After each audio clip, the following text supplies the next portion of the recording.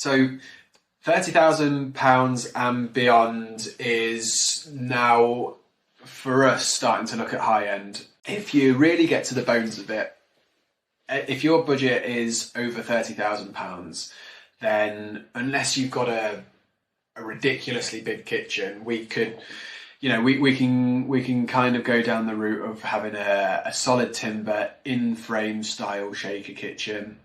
We can get you nice 30mm solid quartz tops or granite tops.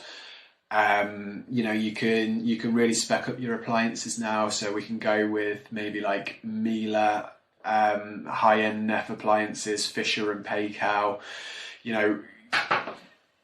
A lot of the in-frame style kitchens also, we'll put like a range cooker in or an Arga or something like that for sure. Yeah, with a 30 grand budget, it's all doable.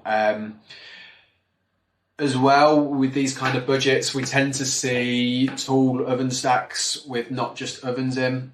So quite commonly we'll do like an integrated coffee machine or an integrated wine cooler that lines up with your ovens as well.